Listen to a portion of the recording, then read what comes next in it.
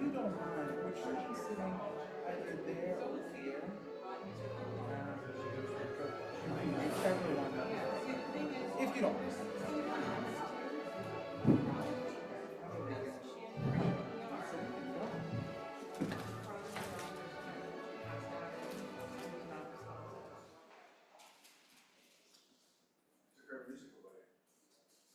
Hi everyone and welcome to Silver Spring Stage! Thank you so much for joining us for our 58th season here at Silver Spring Stage and for joining us for this farcical comedy of Tartuffe de Molière. A couple of announcements before we begin and exciting things that are happening here at the stage. Firstly, next up we will be having a Christmas carol December 12th to 21. So please come on back. That should be a really lovely, lovely 80-minute beautiful show about Scrooge. Get over here. We also have auditions for Enough to Let the Light In next weekend. If you would like to audition, please join us. And we have a call for submissions. If you're a director and want to do a play here at Silver Spring Stage, we have an open call until December 1st. So send us your submissions, please. And that is all for now. So this show, we did this show in 4.5 weeks, which is unheard of in community theater. And so what does that mean? Please be kind to us. Please. We're still, today is our Pay What You Can preview, so this is still a work in progress. We still call this a working day today. So we may have to work and finesse some cues or some things. So please be patient with us and be kind. Thank you. We still have 9 more performances though after tonight. So feel free to come on back. And if you don't want to come back, please tell your family, friends, and enemies to come because we need to pack the house. We really do. Please. And this is community theater, so I love to do this little silly but fun exercise where you say hi to the community. So look around, say hi to people you don't know. I know you don't know everybody here. Turn around, say hi. You know, introduce yourself. Community? Yes. Thank you. And finally, please, please, please, feel free. Do not hold yourself back and hold your laughter within. Feel free to vocalize whatever you want to say. Please, we want to hear everything you want to say. And enjoy the show. Thank you.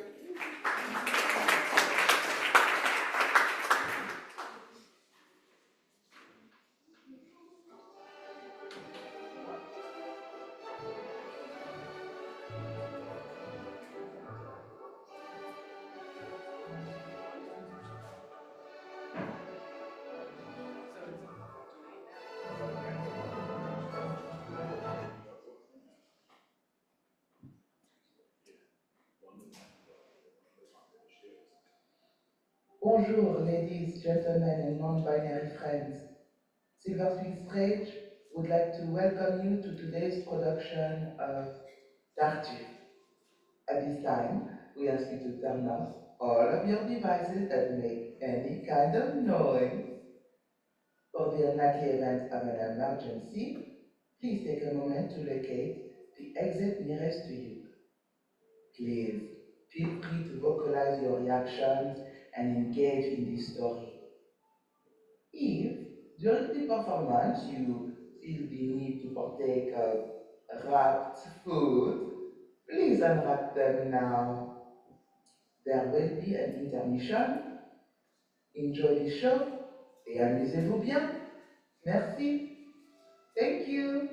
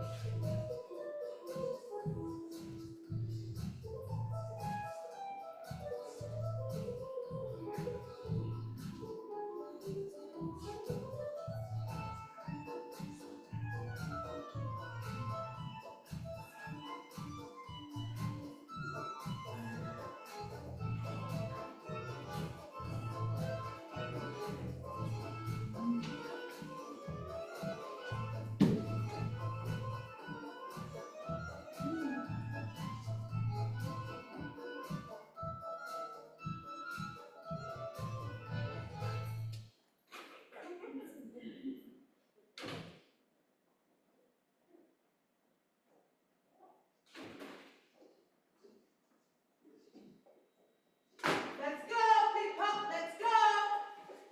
I hate this place. Hate it! I can't keep up. You rush at such a pace. Peace, my dear, peace. Come no further. I don't wish to cause you any bother. What duty demands, I insist on giving. But, Mother, what has caused your hasty leaving? I just don't like the way your household Like runs. it. And nobody cares what I would have done. Oh, yes, I leave your household quite dissatisfied. For all my wise advice has been defied.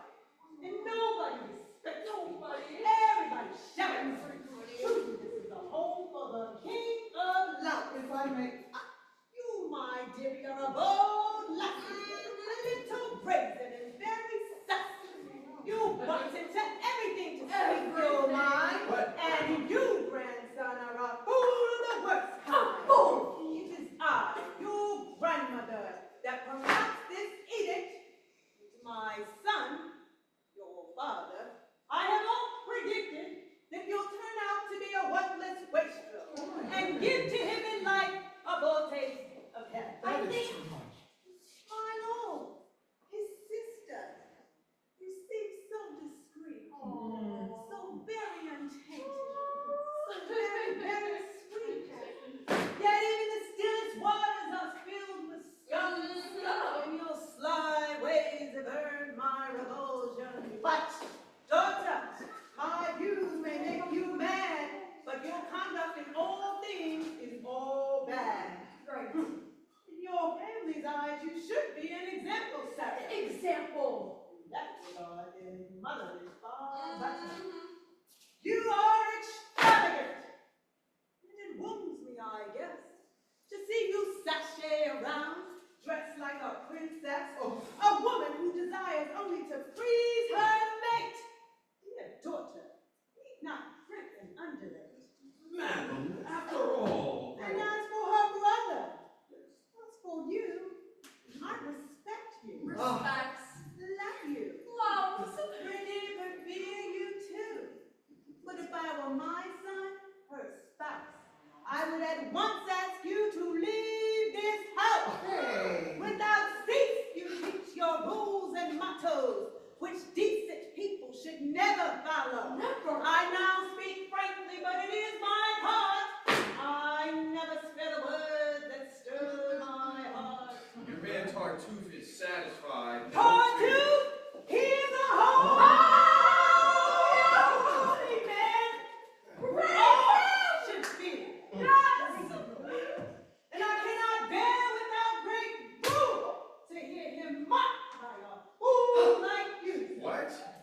Am I myself to bear a carping critic, a base usurper with the power to rent it?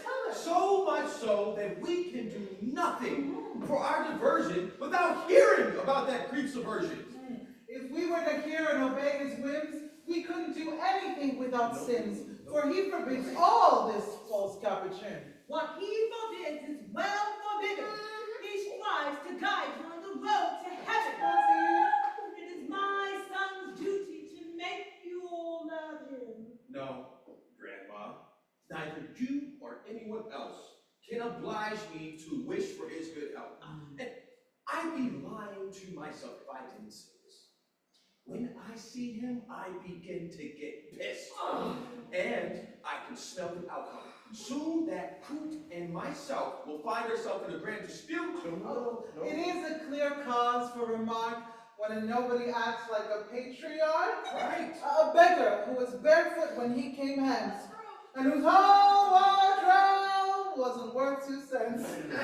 But he goes so far as to to forget his passport. He opposes everything and he plays the master.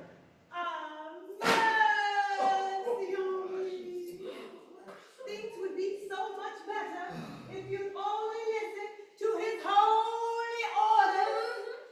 Oh, he passes for a saint in your fantasy, but I swear he acts with hypocrisy.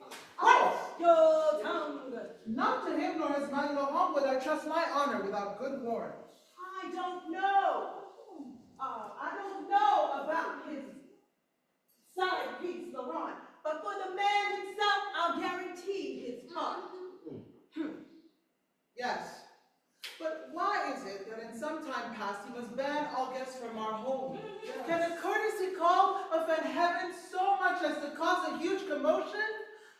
Would you like it explained between us? Madame Zara, my oath, he's jealous. Watch your tongue. Others too condemn the company you keep. All this hassle from the people who arrive, the carriages ceaselessly parking our curbside. All this noise that your neighbors are making, all because of everything that you do in your neighborhood. I'd like to think that no harm was meant. Gossips talk, they're malevolent. How can you hope to stop people talking? It would be most irritating if, for the sake of idle chatter, we must renounce the friends who really matter. Right. And even if we could resolve to do it, how do you expect to keep the whole world quiet?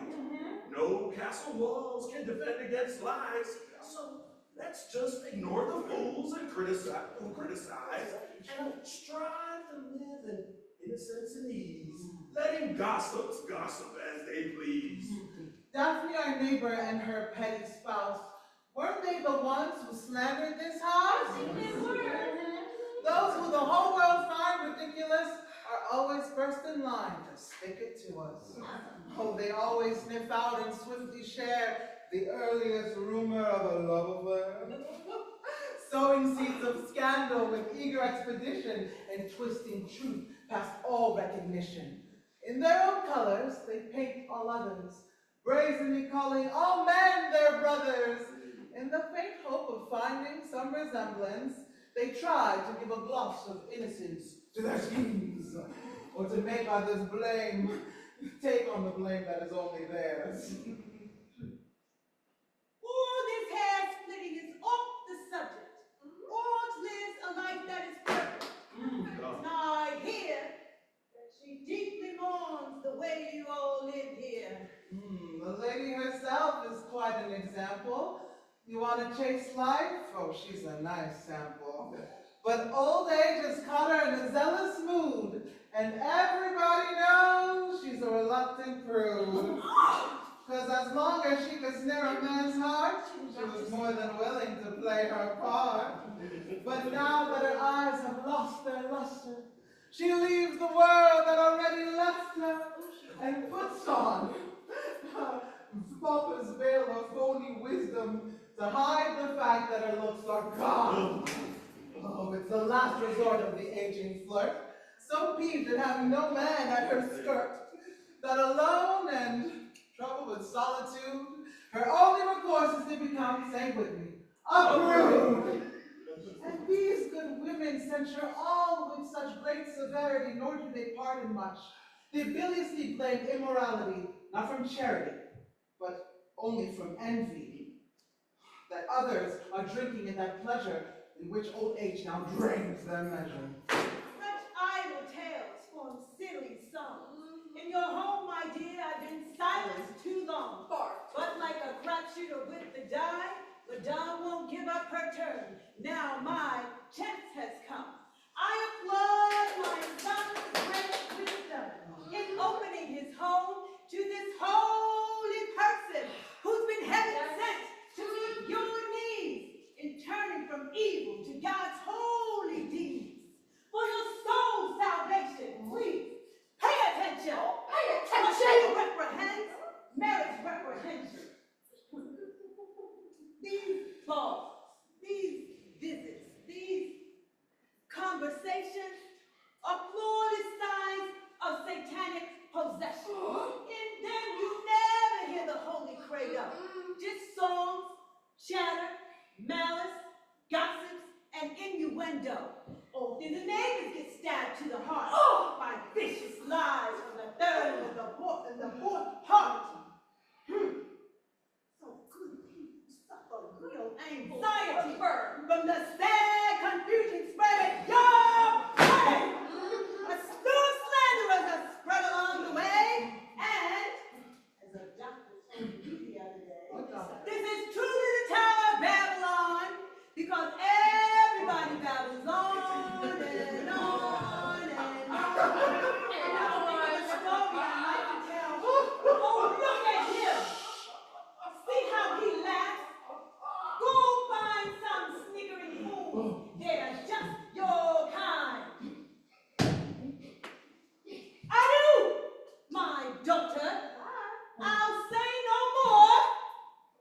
I don't intend to darken your door for a long, long time. Good. You've fallen from grace.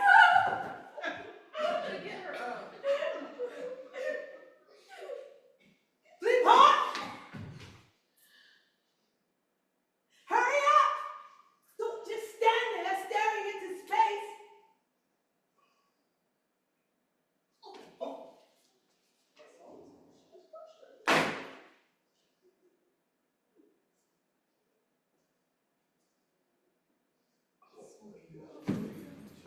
I'm not following. I guess there'll just be more quarreling. How that old harridan. Oh, how I regret that she can't use you here, that epithet.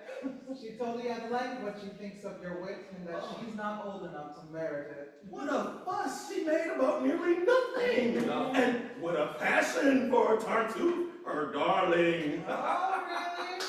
She's normal compared to her son. If you could see him, you'd say, here's one who's nuts. Really? During the war, he seemed quite sage, and in serving his prince, showed some courage. But now, he's become an absolute fool since he gave himself up to Tartuffe's rule. He calls him his brother and the love of his life. More dear than mother, daughter, son, or wife. Terrible. He's the sole confidant of all his secrets and the sole director of all his projects. He caresses him, kisses him, and couldn't show a mistress more love and affection than he gives to this leech.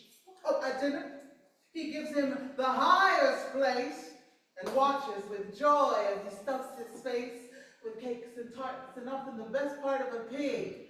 And if he should happen to hiccup or fart, says, God be with you! He's mad about him. His honey, his hero, he always quotes him and admires his deeds. Oh, the smallest acts are miracles, and even his stupidest words are oracles. Tartuffe! Ah! He uses his dupe to make a buck. Knows 100 wily ways to pluck this duck. He rakes up great sum with his biblical bull and demands the right to censure us all. His foolish footmen has such presumption that even he dares give us instruction. No. Madly preaching, he scatters with eyes of fire our rouge, our ribbons, and our best attire. Last night, he ripped up with his own bare hands a kerchief left lying in the Holy Lands, claiming that our sin was truly gigantic in mixing what's holy with what's satanic. Oh, that's too much. Too much. You should be glad you missed the dreadful chore of attending her lecture beside the door. It was my spouse. Since he doesn't see me, I'm going upstairs to rest quietly. Then I'll remain, and with no pleasure on my part, I'll say hello and then quickly depart. Asking about the marriage of Marianne, I think Tartuffe will oppose if he can, because, you know, he sets so many prerequisites, and you know what interest I take. And the flame that enwraps my sister and Valere has made his sweet sister so very dear to me. Hello, brother! Oh, I'm so happy you returned before my departure, and the countryside hasn't blossomed yet. Oh, Doreen! 1 second, brother, please. Just let me set my heart at ease and soothe my fears concerning the things that have happened here. These past 2 days, how have things gone on? What has happened? How is everyone? The first day, your wife had a bad fever and a headache that just wouldn't leave her. And Tartuffe? Tartuffe, he's in splendid shape, fat and flabby with red lips and a shining face. Oh, poor fellow. That night, your wife got so sick and so feverish that she could only pick at her dinner and scarcely ate a bite. And Tartuffe? He alone ate with all his might, and devoutly devoured a pair of pheasants and a leg of lamb in your lady's presence. Oh, poor fellow. The whole night passed, and your wife can scarcely close her eyes to fall asleep. Shivers and chills would set her in bed, and right up till dawn we watched her with dread. And Tartuffe? Drowsy from all that he'd consumed, he left the table, went straight to his room, and fell quickly into his nice warm sack, where he slept all night, flat on his back. Oh, poor fellow. Finally, your wife began heeding our good advice that she needed cleaning, and she began to recover soon hereafter. And Tartuffe? He couldn't have been any better. Well, to fortify himself against every ill, and to recover the blood that Madame spilled, he drank at brunch 4 great glasses of wine. Oh, poor fellow. All of them are now quite fine. I'll now be going up to tell your wife of your deep concern and this threat to her life. You know she's making fun of you to your face, brother. Oh, and I don't intend to bother, but I must frankly admit that, Just stop right there, or we must part. You don't know this man to whom you refer. Oh, if you could see him, your glee would be gargantuan. He's a man who, a man. Learn from him a peacefulness so exquisite that lets you drop your woes like dried horse shit. Yes, I've been reborn because of his preaching.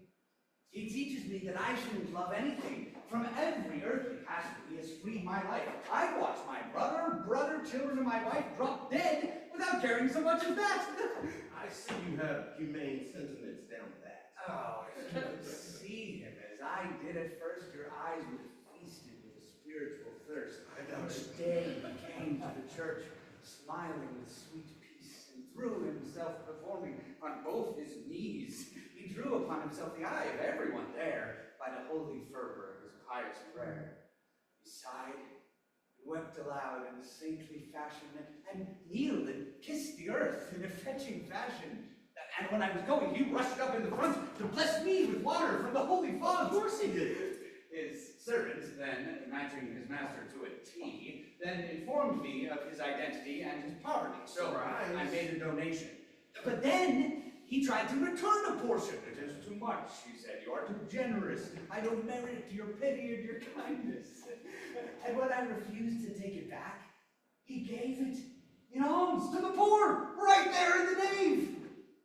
And then God bade me take him into my home. And now life is as sweet as a honeycomb. He governs us all, and to protect my honor, he bids my wife take his godly rule. What? Well, he forewarns me of men who might give her the eye. Like him? Well, in truth, he seems far more jealous than I. Mm-hmm. Well, you would not believe his fear of hell. He thinks himself dead for the least bagatelle. Such trifles suffice to scandalize him that he even accused himself of sin for having slain, with a bit too much wrath, a flea that just happened to cross his path. My goodness, brother, I think you're crazy. Are you mocking me with this sheer lunacy? How can you even pretend that this pure rot is... Brother, I find your thoughts impeached by that free thought with which I find you more than a bit impeached, and as I have 10 times or more clearly preached, you will soon find yourself in a wicked bind. This is the normal jargon of your kind. They want everyone to be as blind as they are. To be clear-sighted is to be in error. Those who reject their vain hypocrisy have no respect for faith or sanctity. Go on with your tart sermon, scarcely smart. I know what I'm saying, and God sees my heart. I am not a slave to your silly ceremony. There's fake piety, like fake bravery. Just as one sees when honor calls us, the bravest men never make the most fuss. And so too, the good Christians, who we all should follow, are never the ones that find life so hard to swallow. What? Should we not differentiate between hypocrisy and true devotion? Would you use the same commonplace for a mere mask and a true face? To equate artifice with sincerity is to confound appearance and reality. To admire a shadow the way that you do is to prefer counterfeit money to truth. Well, the majority of men are strangely made. Yes, and their behaviors are rarely displayed. But in their minds, the bounds of reason are too small, and their shabby souls, they like to lounge and sprawl, and they will often ruin a good deed by their urge for excess and reckless speed. But all this, brother, is idle chatter. Without doubt, brother, you are a renowned teacher with all the world's knowledge in your coffer. You are the only oracle, the wisest sage, the enlightened one, the Cato of our age. Next to you, all other men are dumb. Brother, I know I'm not the wisest one, nor the most learned man in Christendom, but in moral matters, my greatest clue is to differentiate false from true. And since I know of no heroes about more to be praised than the truly devout, and nothing at all with a greater appeal than the holy fervor of a saintly zeal, so too nothing could be more odious than the whitewashed face of a zeal that's specious, or these frank charlatans seeking places, whose false and sacrilegious double faces exploit our love of God and make a game of our reverence for Christ's holy name. These people with a shopkeeper's soul make cheap trinkets to trade on the credo and hope to purchase credit and favor with sly winks and affected fervor. These people, I say, whose uncommon hurry on the path to heaven leads straight through their treasury, who, writhing and praying, demand a profit each day and call for a retreat while pocketing their pay.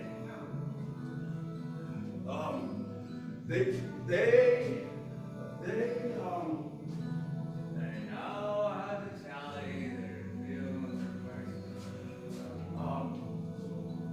They know how to tally their zeal with their vices. Faithless, vindictive, full of artifices. To ruin someone, they'll conceal their resentment. And under a capacious cloak of godly contentment. They are doubly dangerous in their vicious ire because they destroy us with what we admire. And their piety, which gains them an accolade, is a tool that they slay us with a sacred blade. There are many men in this false disguise, but those with pure hearts are easy to recognize. At our age, my friend, it comes into plain sight. Many glorious examples of what is right. Look at Aristotle, or Periander, or Ramus, Alcidamus, or Cotinda. Their titles are those that all agree to. They decline any fanfare for their virtue. They don't indulge in vain ostentation. Their humane faith finds form in moderation. They never censure all our actions, for they see the vain pride in such transactions. And leaving boastful rhetoric to others, by their own actions they reprove their brothers. They seek no intrigues and no one to fleece. Their only concern is to live at peace. They never cause a sinner chagrin. Their abhorrence is only at sin. And they never take the side of God more extremely than God himself, who could act supremely. These are my models, and these are their ways. Such examples are those that most merit praise, but your guiding truth is not made of such steel. In good faith, perhaps you may praise his great zeal, but I think you are dazed by his meaningless glitter. Dear brother-in-law, are you finished? Yes. Oh, your humble servant. Pardon, one word, brother. Let's put this discussion to the side. You know, Alaire has your word that he will become Marion's spouse. Yes, And you've announced that fact in your house. that is true. Then, why postpone the event? I don't know. Do you intend to recant? Perhaps. How can you go back on your word? I didn't say I would. But, what if,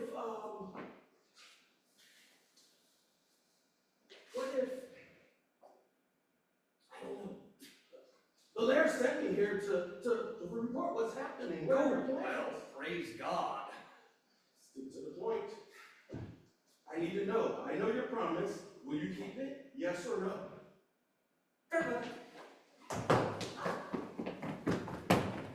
I'm afraid this promise will be withdrawn. I better report what's going on.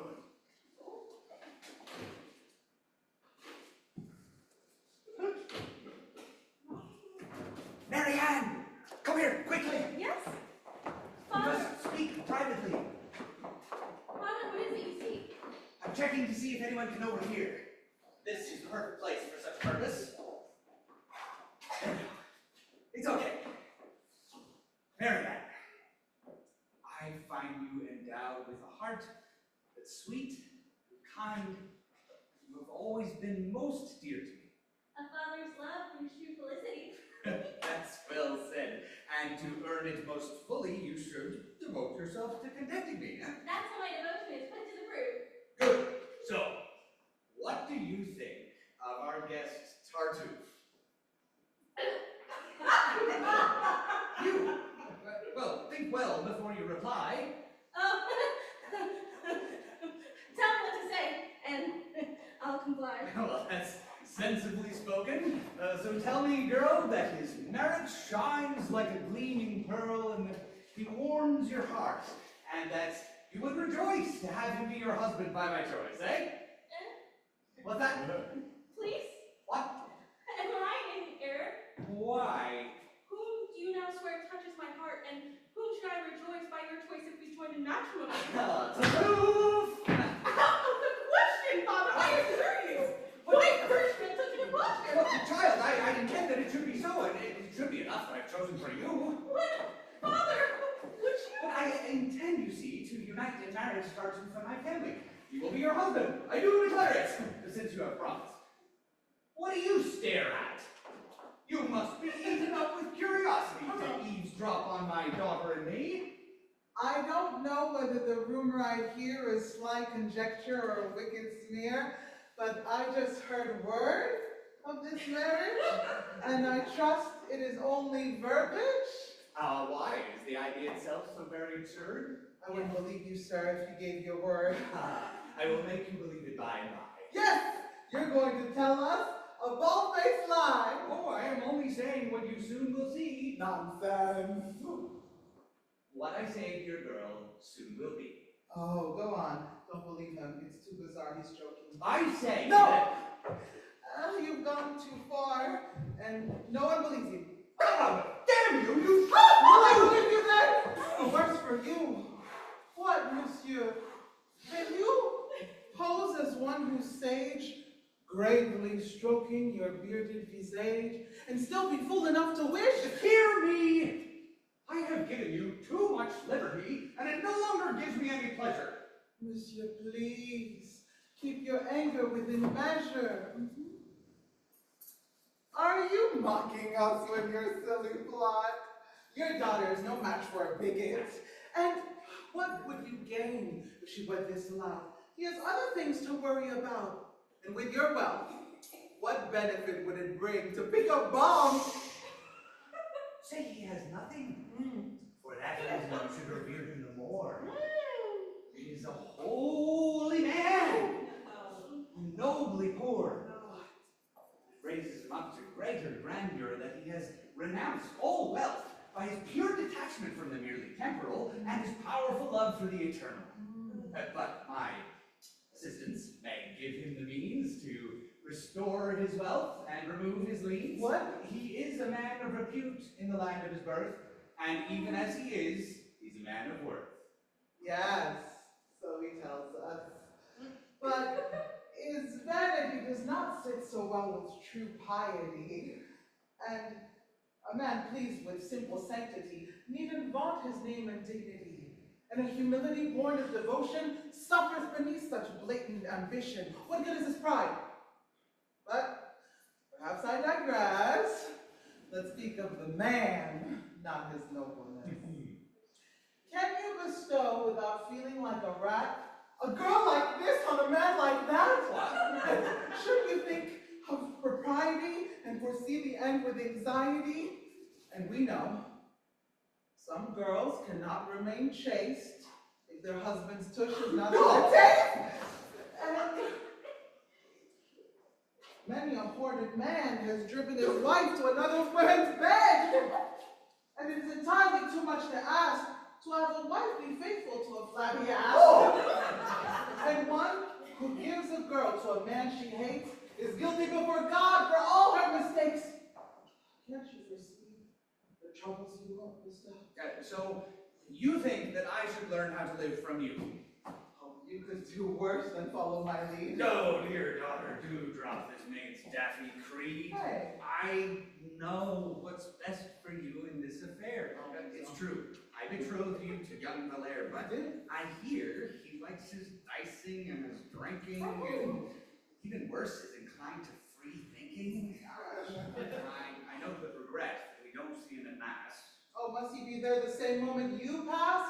Like those who attend, only to be seen. Keep quiet and don't intervene.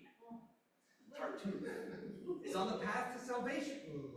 That is a treasure past all calculation.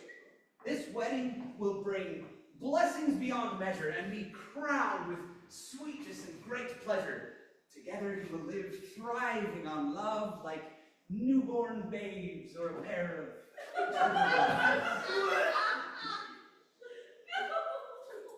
You will never be found in angry debate, for you will find all that you wish in this mate. She'll only make him a couple, I'm sure. What? He looks just like a caricature. And his fate, monsieur, will only make him an ass, no matter how much virtue your daughter has. Keep quiet and remember your place and quit sticking your nose in my face. I'm only trying to protect you, sir. You're very kind, but please shut up, too. If only I didn't like you. I don't need liking. But I will like you, sir, despite your bribery. No. Oh, your honor is dear, and I'd be provoked to see you the butt of some smutty joke. Can't you keep quiet? In all good conscience, it would be a shame to foster such an alliance. Shut up, you viper, with your brazen tricks. What? You've been reborn, yet you give way to hate? Yes, your twaddle has made me quite high strung, and now I insist that you hold your tongue.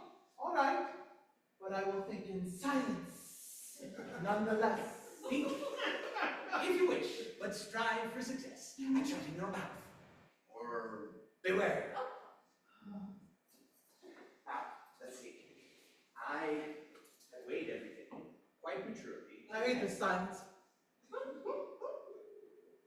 And without being smug, I'll say that Tartuffe's face is one of those that just, you can't resist. Yes, he has a fine muzzle. And even if you forgot his other traits, And they're a sorry lot. If I were in her place, most assuredly, no man would wed me with impunity. And I'd show him, right after the wedding, that a wife's vengeance lies in the burden. So, you refuse to obey me, is that true? What's your beef, sir? I'm not speaking to you. What are you doing? Soliloquizing. Very well. To give her a good chastising, I think she needs a taste of the back of my hand. Oh, dear daughter, you should approve of all that I have planned. Have faith in the spouse who's my designee. Speak to yourself. I've nothing to say to me. Just one little word. I'm not in the mood. Because I was ready. What ineptitude. Daughter, let's see some obedience and submit to my choice with complete deference, eh? I thumb my nose at such a silly spouse. Whoa! Daughter, your maid is a pest. And when aroused by innocent, she's a complete shrew. I am so upset that I can't continue. Her taunts have nearly driven me to swear. I need to calm down in the open air.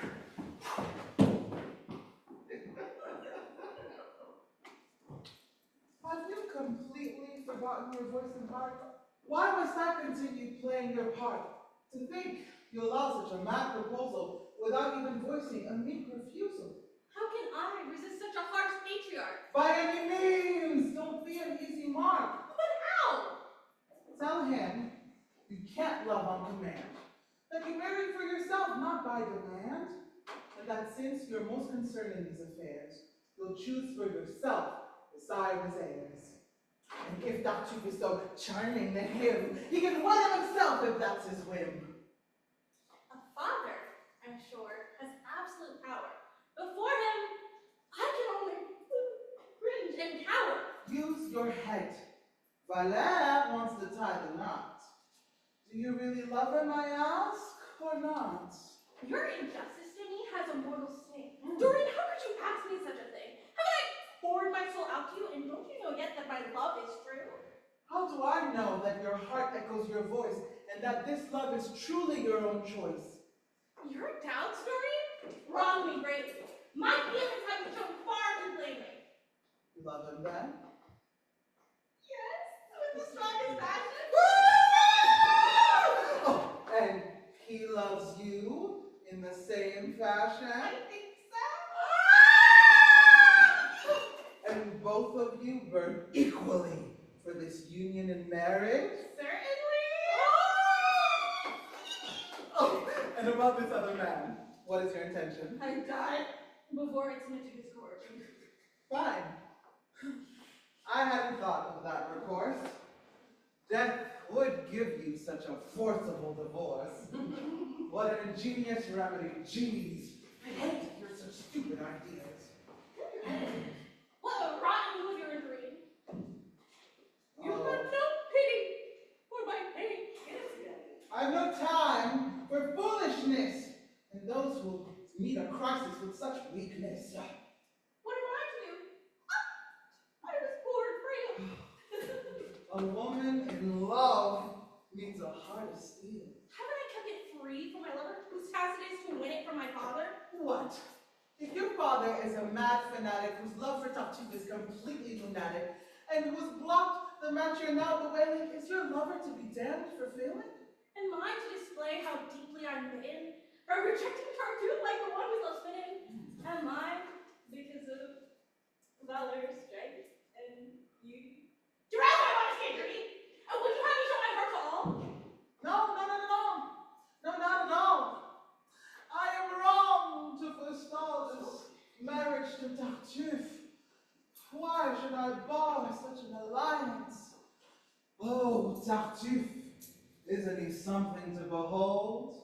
Surely Tartuffe isn't made of such a mold. If rightly viewed as to make a person laugh, 'twould be an honor to be his better half. The whole world already crowns him with glory. Both in character and physique, he's laudatory. Oh, he has red ears and a florid, fleshy face. For him, whether make you live in joyful grace. Dear God. What delight you'll feel within to know your way to a man like him. Will you stop your talking and show me a way to avoid this marriage? You've said enough. I'm ready to be led. No, a good daughter must obey her dad, even if he wishes her to make love to an aide. What are you complaining of? You will first proceed to his little villa, where you will have your absolute fill of uncle and cousins to be entertained. Right away, you'll move amongst the most urbane objets. You'll make an overture to the wives of the judge and the tax assessor, who will kindly sit you in a folding chair.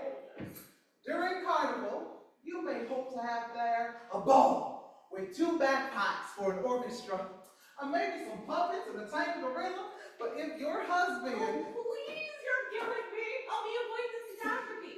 I am your servant. Oh, Doreen, mercy. To punish you, I ought to let things be. My dear girl. No. If I declare my love. No. Tartuffe's your man, that's sure enough. You know, I've always trusted that you would help me. No. I'm sure you'll be Tartuffe. All right, then. Since my fate no longer moves you, Huh. henceforth, you shall see me alone in blue. And from my deep sorrow, my heart will draw relief, and I know an absolute cure for my grief. Whoa, I'm not really angry. Come back to. In spite of everything, I pity you. Doreen, if I am to be the one you crucify, you shall see how quickly I will die. Oh, don't torture yourself. We can still block them. But look, I think that's about land, I think. Gossip is singing a little ditty, my dear. News to me, and very pretty, What? that you will marry Tartuffe. It is true that my father has such a plan for you. Your father? Has altered his inclination. Through him, all of this has come to my attention. What? Seriously? Yes, seriously, he wants this wedding quite decidedly. And how does your heart respond to this plan, madam? I don't know. Your response is blank. You don't know. No. No. What do you recommend? I recommend that you accept this husband.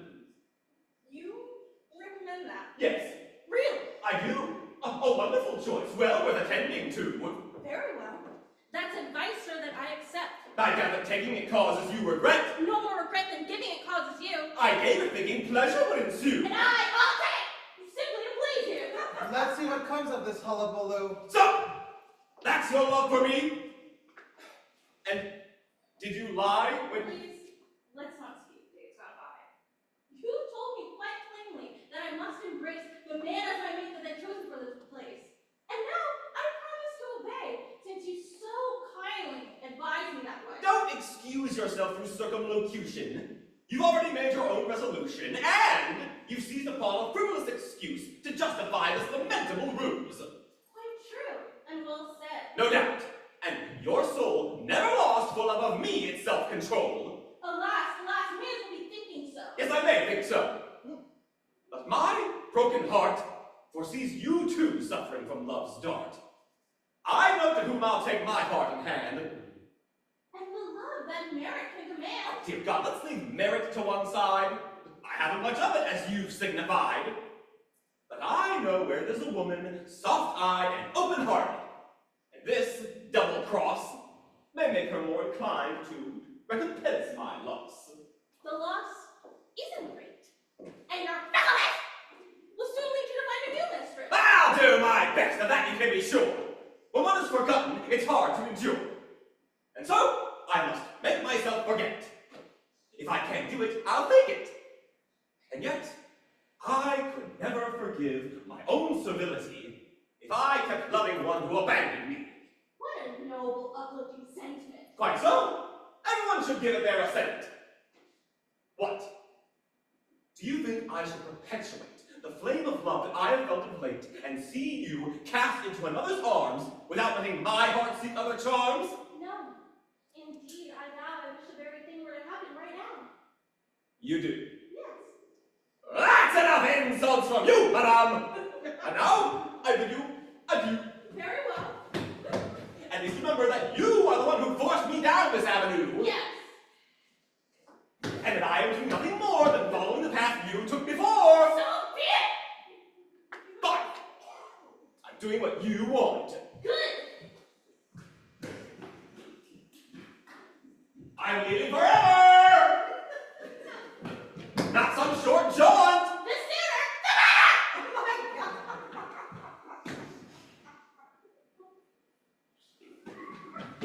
Huh? What? You called? Me? No. Well, then, I'll soon be abroad. Adieu, madame. Adieu. I think, perchance, you've lost your mind for extravagance, and I've only allowed you to go on like this to see what folly you might spawn. Hey, my lad, What do you want, Doreen? come here. No, I'm too mad. Don't intervene. She wishes me to drain this bitter cup. Stop. No, can't you see my mind's made up? My presence pains him, and I drive him away. I think it would be best if I didn't stay. Where are you going? Let go, Dory. Then come back. No, it's none of your concern. I see that my presence causes her pain. It would be best if I left her again. Wait! Both of you be damned if I want this mess. Come here and settle this ruckus. But what's your plan? What do you wish to do? To patch things up a bit between you two. Are you out of your mind to fight in this way? Did you hear her treat me like a popinjay? Are you mad to have gotten so enraged? Did you hear what happened? It can't be assuaged. I won't dance it! She wants nothing more than to be the one woman you adore. He loves you alone. To make you his wife is his only desire. I swear on my life. How then could you give me such bad advice? And how could you demand it? You're Was both that wise? You're both insane! Give me your hands. What for? Come on! There. Now yours. What is the point? Come, Lord, quick, come on! Your love for each other cannot be withdrawn.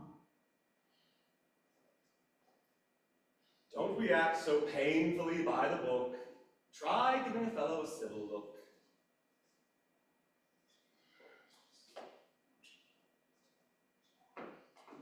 All lovers are crazy. It's sad, but true. Am I not right to complain about you? And to tell the truth, weren't you rather unkind to delight in trying to upset my mind? What about you? Aren't you the bigger ingrate? Let's stop until later for this debate and try instead to stop this marriage. Tell us then what we can use for leverage. We'll wage warfare on every front. Your father is bluffing and playing a stunt, but it might be better for you to seem to sweetly consent to its crazy scheme. By gaining time, we gain our remedy, so that you can postpone and postpone and postpone this wedding. Oh, sometimes those strange malady and ill omen cause you to dismay. Yes. You saw a corpse and never felt a quiver. Dreamt of muddy water or broke a mirror. The point above all is that no one, I guess, can force you to marry unless you say yes. But our ship would sail in fair weather if you two were never seen talking together. Go and employ each friend toward what we intend. We're going to seek the help from his brother and also your stepmother. Farewell. Whatever we attempt to do, in truth, my greatest hope resides in you. Although I cannot answer for my father, I vow we never belong to another. How happy you have made me! If they ever... Fine! You young lovers prattle forever. Be off, I say. Finally... What, brother? You go off that way. And you go the other. May a bolt of lightning strike me dumb! May everyone treat me like a bum, if either force or respect hinder me from blowing my top at this calamity! My lord, control your displeasure. Your father merely mentioned this measure. Nobody does everything he proposes. How something opens may not be how it closes. I need to stop that vulgar coxcomb's plot, and in two little words tell him what's what. Whoa, now! Why don't we let your stepmother manage him just as she does your father? Over at Tartuffe, she has her own little ways of making him welcome all that she says. Perhaps she makes his heart go pitter-patter. Pray God, I hope it's true. That'll be a fine matter. In fact, she has summoned him for your sake, in order to learn what's exactly at stake. To learn his feelings and to let him know what really rotten results would flow from any pretensions he might want to marry. His valet says they're praying and I should tarry, that he'll descend after they meditate. Be off then, I say, I beg you. Let me wait. I demand to be here the entire time they meet. No, they must be alone. I won't even speak. Oh, you're kidding yourself. You're so quick to get angry, and that will surely put us all in danger. Go. No, I'm going to watch without getting cross. How tiresome you are. Here they come. Get lost. Lerone, lock up my hair shirt and my skirt and pray for freedom from each part alert. If anyone comes calling, say I have gone to share my alms with the poor souls in prison. Oh, what boastful behavior. What do you wish? Oh, to say. Wait! By our Savior, please, before you speak, take this handkerchief. Because just seeing your bosom causes me grief. Through one's eyes, one's soul may be wounded, and then sinful thoughts may grow unattended. Modesty, madame. So, you're quite ready for temptation, and bare skin makes on you a big impression. I truly don't understand your passion, for I think lust is out of fashion. As I can see you nude from top to toe, without your pelt setting my cheeks aglow. Put a little modesty in your discourse, or I must leave you instantly perforce. No! It is I who will leave you in peace. But I must say this before I cease. Madame is coming down to visit you for the honor and pleasure of a rendezvous. Oh, yes, most willingly. Isn't he sweet? I'm even sure now that dogs and me. Will she soon come? I think I can hear her. There she is. I'll leave you two now. I know you're going to leave room for the Holy Spirit. I'm just going to walk. Yeah. Just be careful here. Hold on. May heaven forever in its great bounty grant you good health both in soul and body, and bless your days as much as he desires, who is the humblest of those your love inspires. I I'm much obliged for your pious wishes, but please, let us be seated and put ourselves at ease. Have you quite recovered from your illness? Yes, my headache quickly lost its sharpness. No, wait, hold on, just My prayers haven't enough value to buy such grace from the Heavenly One on high, but most of my recent prayers have in essence been mainly focused on your convalescence. Your concern for me is somewhat disquieting. I dearly cherish your precious well-being, and to restore it, I would have given my own. Oh, such Christian charity is overblown, but I am much obliged for all your care. I try to do as much for you as I dare. I wish to speak of some private business, and I am pleased there's no one to overhear us. I too am delighted and ultra new. It's very sweet being one-on-one with you. For this also have I begged the deity, but only now has he granted it to me. I myself want an encounter between us two, where your whole heart is open, through and through. I really give to you my whole soul. Swear that on my preaching about your guest, though perhaps overreaching, it's not caused by the anger or hate, but rather by a zeal that's passionate and pure. I wholly understand and declare my belief that you seek only my welfare. Ah, yes, madame, it's true. My devotion is such. You're hurting me. Passion pushes me too much. I never wanted to hurt you, I swear, and I would rather. Why is your hand there? I'm feeling your dress, such fine dignity. Oh, please let me go. You're tickling me. Good Lord, this workmanship is marvelous. Craft work nowadays is miraculous. I've never seen anything quite so fine. That's true, but let's speak of this concern of mine. I hear that my husband may be breaking his word in giving you his daughter. What have you heard? In truth, madame, some such words did transpire, but that is not the joy to which I aspire. And I see elsewhere those splendid attractions which I seek to attain through all of your actions. So all your earthly love has been overthrown? My breast is not old heart made of stone. I'm sure your thoughts are on salvation, and nothing less holds any fascination. The love that attracts us, what's eternal, does not stop our love for the merely temporal.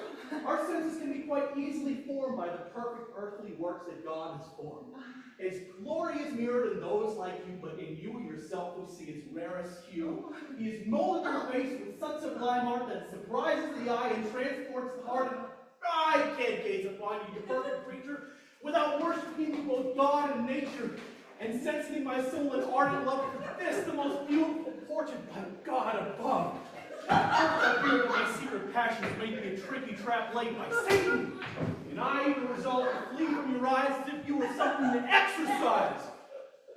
But I finally learned, O beauty most lovable, that my ardor for you could never be culpable, that I should even consider it right. And so I submit to my heart's delight. I confess I'm playing an audacious part in presenting to you the gift of my heart, but I place all my faith in your kindness like a beggar man hindered by blindness. In you I seek truth, hope, and happiness. On you depends my torment or my bliss. And through you alone I will finally be happy if you will, or sad if you please. That declaration is very urbane, but in a man of God it's a bit profane. You ought to protect your heart a bit better and reflect more deeply on such a matter. A saint like you, whom we all hail. I may be holy, but I'm nonetheless male. Yes. And I it's time for reason to throw up its arms. I know such words for me may seem strange, though, madam, after all, I am not an angel. And if you condemn this confession I'm making, admit nonetheless that your beauty is breathtaking. From the first time I set eyes upon your supreme splendor, my heart became yours and you my queen. The ineffable sweetness of your divine gaze shattered my stout heart and set it ablaze. That look conquered all. Fasting, prayers, duty, and turned my vows into praise of your beauty. My eyes and my sighs have often shown my choice, but to make it still clearer, I now add my voice. If you should look down with a kindly eye upon the base woes of a slave such as I, and if your great kindness should happen to lead you to stoop down the great one I need, I shall always have for you, O precious one, a love that beggars all comparison. No disgrace the intended affair. I have managed all these beggars in court for whom wives act absurd, are reckless in their deeds and rash in their words.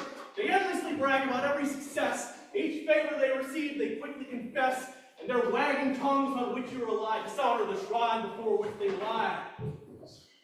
But men like me burn with a discreet nature, and we keep their sweet sins safe forever. The concern we have for our own reputation will also preserve you in your own station. In us you will find, if you wish it not fear, love without scandal, pleasure without fear. I have heard your words, and your rhetoric leaves you quite clear, though you lay it on thick. Aren't you afraid that I might be in the mood to tell my husband of your solicitude? That a sudden knowledge of that sort might set back your plans of your lasting support. Oh, I know that you are only too gracious, and that you will forgive my audacious deeds if they spring from a human failing, that passionate love that you are bewailing, and that you will reflect when you view things afresh that I am not blind in a man's only flesh. Others might think differently, I suppose, but discretion prevails, and I won't expose this matter to my spouse. In return, it's true, I do want one little favor from you. To push forward, without any sly snare, the wedding of Marianne and Valère, to renounce on your own the unjust power. I got you, bitch! No, madam, no. All this must be exposed. By hiding here, I've heard all he proposed, and God in his goodness has guided me to confound this nursing bastard's treachery. For far too long, he has had power hold over my old man, and I know at this point I'm going to kill him if I can. No, to me it is enough that he has striven to reform and merit the pardon I've given. Don't let me retract what I have allowed, and don't choose to discuss scandal out loud. Oh, we really laugh at these masculine foibles, never plague our mates with paltry troubles. No, you have your own reasons for acting so, and I have mine for my quid pro quo. The very thought of sparing him is a joke, and the insolent pride of this baseless bloke has triumphed too long over my just wrath, and so too much trouble along my path. Oh, Lord. No, I refuse. Ooh, and guess what? You know what? To have it in hand, it's a pleasure. As long as I demand. And I'm going to call my father and demand he come out here right now. Father! Father! What is this I hear? It may surprise and amuse you greatly to hear the news of what's going on lately. You're being well paid for all your caresses, by your friend's response to those tendernesses. I've heard him here confess to your bride a love that has made him heartsick and dove-eyed. And this man finally has shown his hold and his eagerness to make you a cuckold. Oh. I would never disturb my husband's rest by reporting the words of a silly cast. My honor does not demand such a thing, since I'm well able to resist flattery. Never been spoken of against my view if I had any power over you. Good God, what do I hear? Is it credible? Yes, rather unwicked and culpable, a sorry sinner full of iniquity, as great a wretch as there could ever be. Really bad. My Very entire bad. life has been soiled with evil. It's nothing but a mass of sinful upheaval. And I see that for my punishment, God has chosen to mortify me with this event. Let them connect any crime with my name. I waive all offense and take up the blame. Believe what they tell you. Stoke up your wrath and drive me like a felon from your path. The shame that I bear cannot be too great, for I know I deserve a much worse fate. Really bad. Traitor! Do you dare, by your duplicity, to take both his virtue and his purity? Will the false meekness of this insolent Shut up, you misfit! Oh, let him go on. You are wrong to scold, and you'd be wise to believe the story he's told. In light of his claims, why should you favor me? What do you know of my culpability? Why put your faith in my exterior? Why should you think that I'm superior? No. Appearances are fooling you. I am the kind of man that you should eschew. Shame that I bear cannot be too great, for I know I deserve a much worse fate. My dear son, speak and don't merely try to accuse me of treason, theft, and homicide. Call me every foul name that you can recall. I deserve nothing. I merit nothing. I deserve it all, and I beg on my knees to bear the chagrins, the shameful result of my life of sin. That's too much, brother, you scoundrel. Why can't you let go? What has this caused you to act this way? Keep quiet, you bum, brother. Please arise. Father, Shame. change of mind. Silence!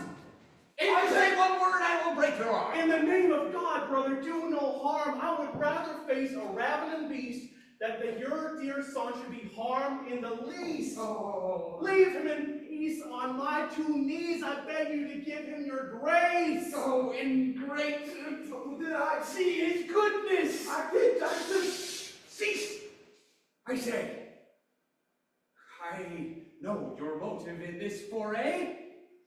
You all hate him. And now I see how my wife, my children, and the maid conspire against his life. You impudently try every trick you can to alienate me from this holy man. But the harder you try to drive him away, the harder I'll try to get him to stay. And I'll hasten this marriage to Marianne to demolish the pride of this whole clan. You will force her to marry this man? Yes, this very night, to see you bellow. I defy you all, and I stand here to say that I am the master and you must obey. Come, now, retract, you foul pollution, down on your knees and demand absolution. What? You forced me to Go away! this man. So you persist in your impudence, you wretch, a stick, a staff. No, don't hold me back. Get out of my house and don't even pack. And never again let me see your face. I'll go. Quickly, leave this place. I am cutting you off. What is worse, I am leaving you with my heartfelt curse. Oh, to offend in that way a saintly man. Heavenly Lord, pardon him if you can. Oh, yes, pardon The him. only solace of the Please do. pain I see them trying to blacken my name. Oh, alas. Oh, the mere thought of this ingratitude makes me suffer from a torture so Oh, crude. God. The horror I feel, my soul longs to cry. I can't even speak, and I'm sure I will die. Oh, villain! How I regret that I held my hand and did not crush you where you stand. Oh, brother, calm yourself. Try not to fret. Let's stop these squabbles that end in regret. The great friction I've caused makes me grieve. I believe, brother, that I should leave. Yeah, Oh, believe that's it. surely a jest. They hate me, and I see that they want you to doubt my integrity. Well, who cares? You think I'd let them? No doubt they'll continue their stratagem, and the same tales you reject today you may find credible some other day. No, brother. Oh, brother, man's make What? use of man to spell speculate. Let me leave her once the threat of the Lord. No, please remain! I can't live without you. Oh. Well, I suppose I will suffer if I do. Still, if you wish, all right, it's a pact. But in the future, I know how I must act. Honor is tender, and friendship engages me to prevent gossip, however outrageous. I'll avoid your wife, and you will not see me. No, you must often let them see you with her. Yes, I love to make a stir, so day and night, let them see you with her. Now, that's not enough. But this will make them stew. I don't want to have any heir but you! I'm going to legally designate you as the only heir of my whole estate! Oh, a frank and true friend, whom I take as my son, dearer to me than wife or children. Come, will you accept this pact that I'm making? May God's will be done in this undertaking. Oh, poor man. Pray. Let us put it all down in writing and let their envy choke on their own spiting, eh?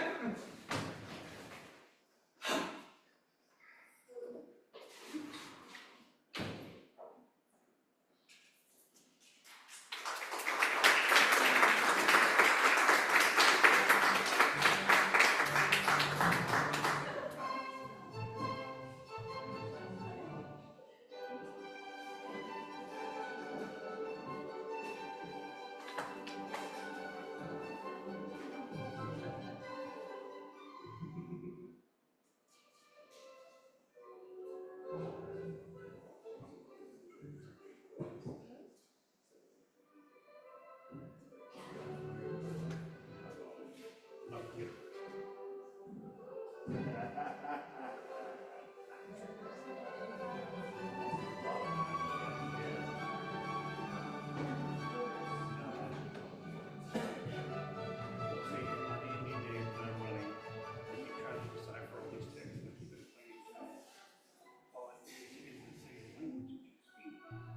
is indeed the only version of the everything is iambic pentameter rhyming scheme because it's been diluted into storage for children's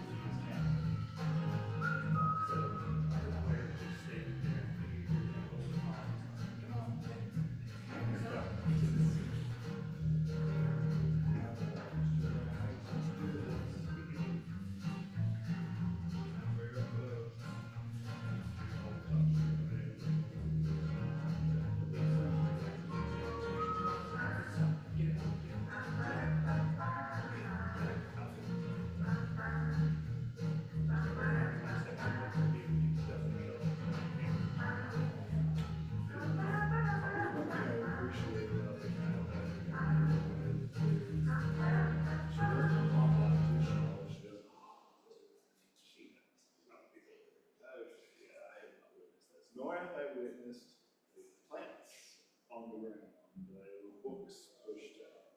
So she's delicate. She does it to get attention. Yeah, it's not. And there are people there she will do it because everybody's giving her attention. If she's hungry, she is a menace. I am. The cat. Yeah. Not enough people paying attention to me. Yeah, no, but sit down, but I just won't let you. She'll come and snuggle with me for a minute, and then she'll start playing with me. I don't play with her. No. How young is Alfie? She's 4. Yeah. Okay, so it's fairly big. I was taking pictures of books today. Go more into that later, but no, trying to find the terminology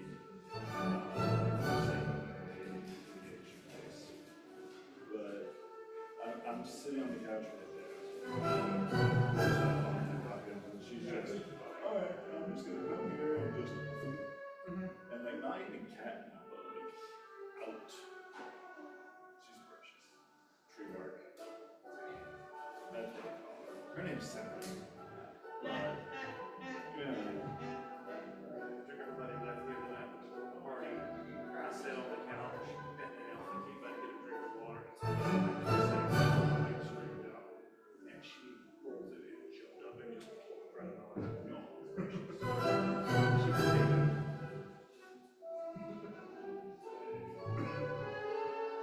for the first time I've ever witnessed this cat. Tested so it doesn't not you, but I lived with this cat for like 6 months. There's never cat.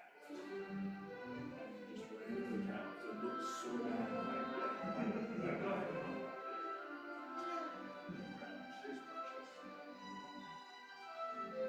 That's a big fun.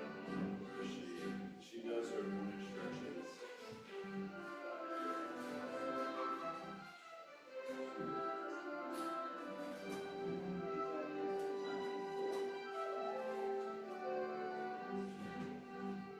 This is her daily worship of Ra.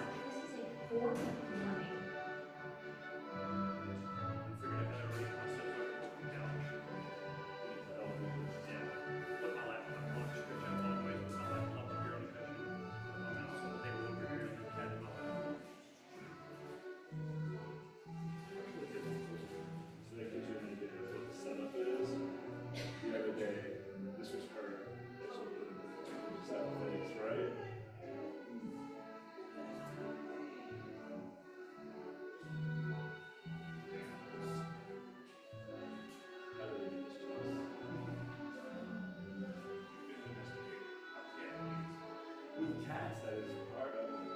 Dogs have very much shifted their genetics and their behavior. They think house cats really haven't since they're having this. We're here now. They have the same disposition as they did 8,000 years ago. 2,000 years ago. But then you also kind of see people that have the temerity to do the big cats and very much seem insane. Murder victims, yes, but also murder machetes. Yeah,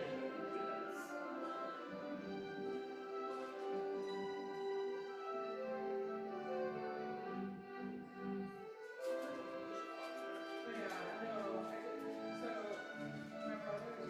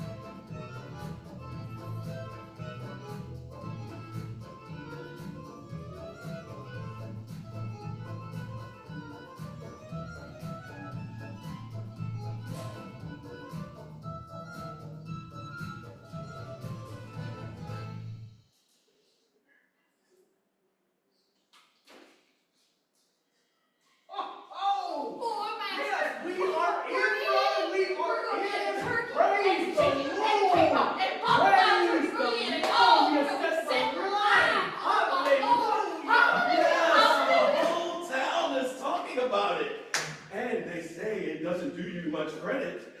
And I came here, sought you out, sir, to tell you bluntly what I think is at stake.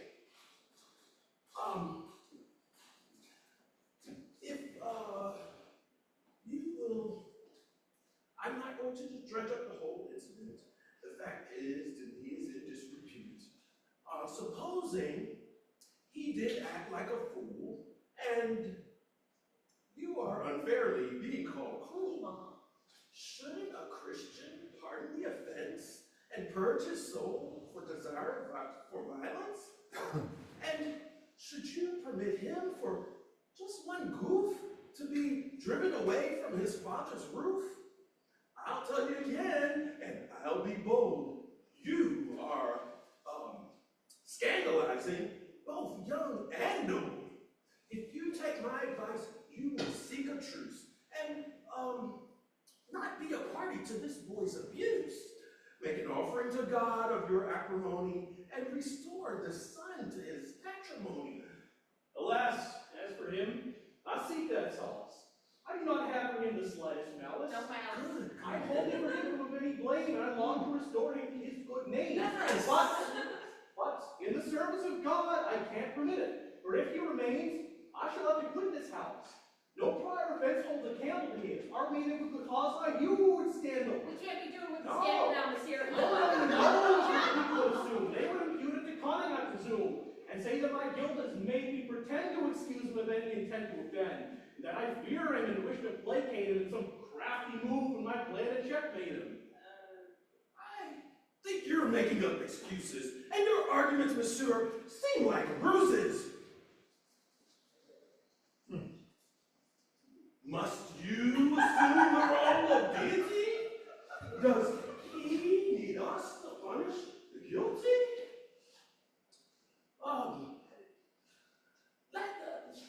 Leave that to him to take care of vengeance.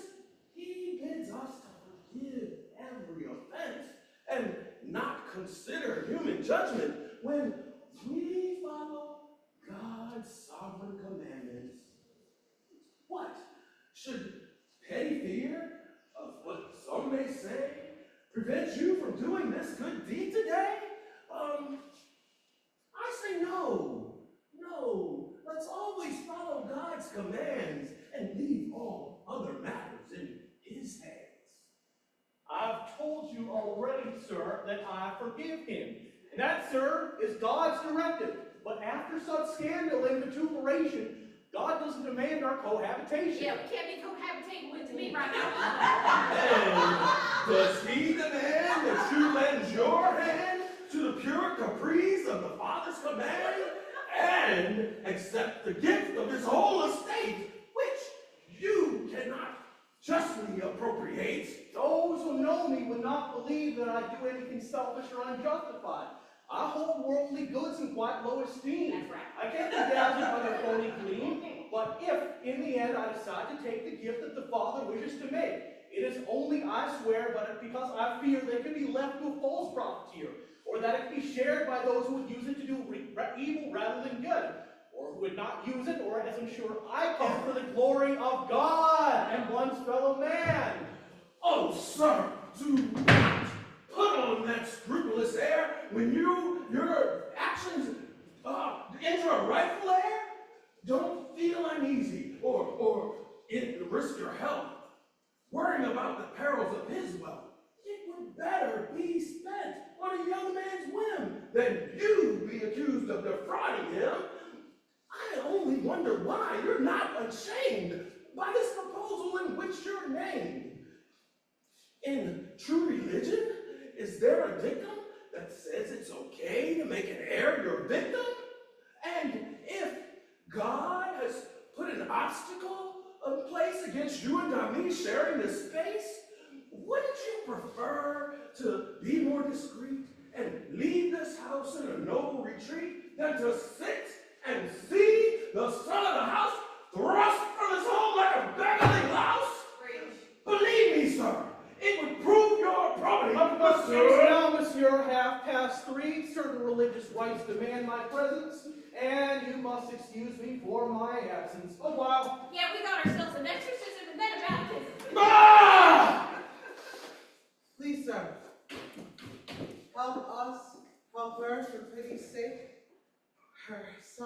such that our heart may break. The pact that our father has made this evening is the cause of all our heavy grieving. Here he comes. Let's join forces, I beg of you, and try through skill or cunning to undo this vicious scheme. Because it's also trouble. Ah, I'm pleased to see you all assembled. This contract here should make you very gay. I'm sure you know what I'm going to say. In the name of God, who knows how I hurt, and of everything which might ruin your heart, forgo for now the rights of modernity, and release me from this vow of hostility. Do not reduce me to some brutal rule, asking God why you've grown so cruel, and this life that you gave to me. Don't make it a life of misery, and don't push me past the furthest point of despair by using your full force in this affair. Be firm. This is no time for humanity. Your fondness for him doesn't bother me. Indulge it. And if it's not enough to consign your whole estate to him, then give him mine. But please, don't give him my hand. And allow me to spend the rest of my days in a convent where I can count the sad days until God lets me die.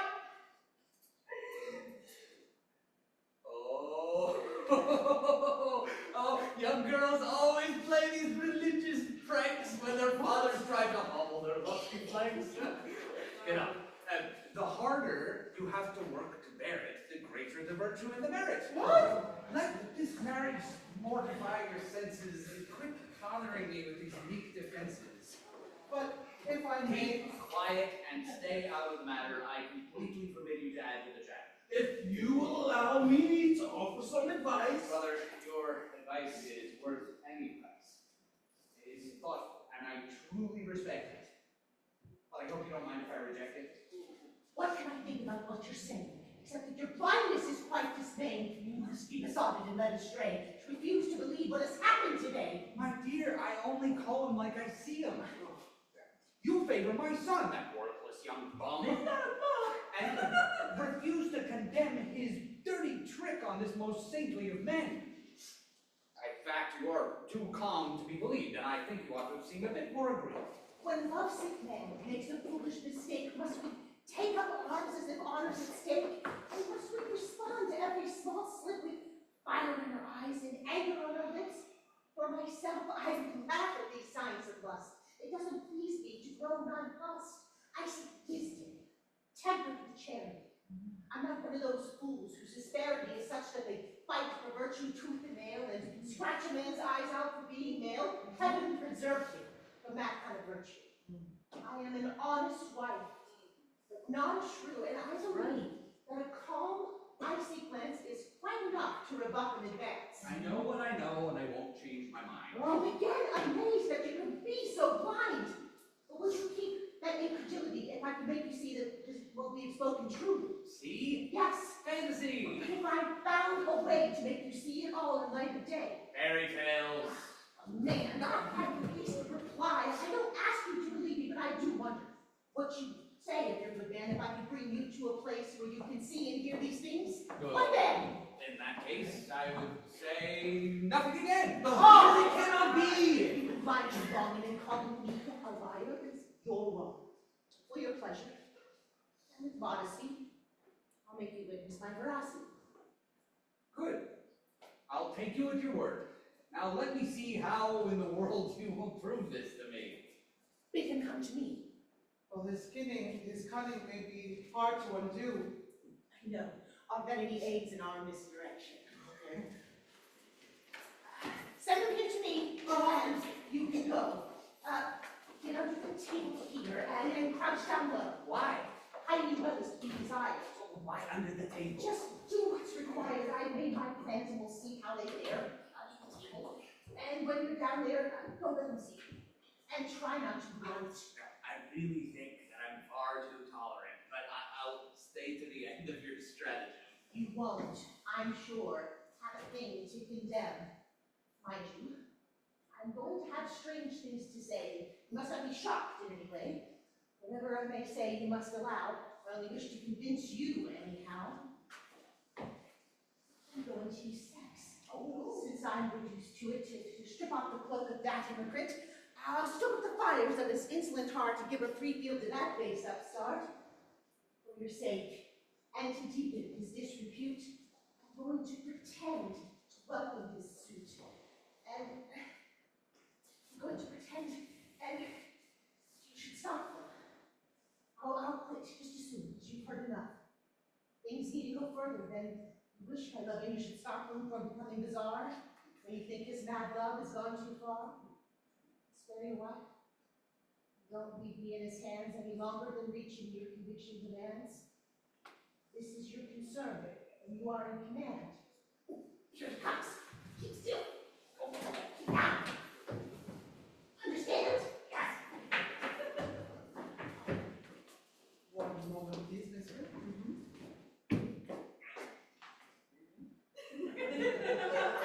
S'il vous plaît. Messieurs. S'il vous plaît. Je vous en prie.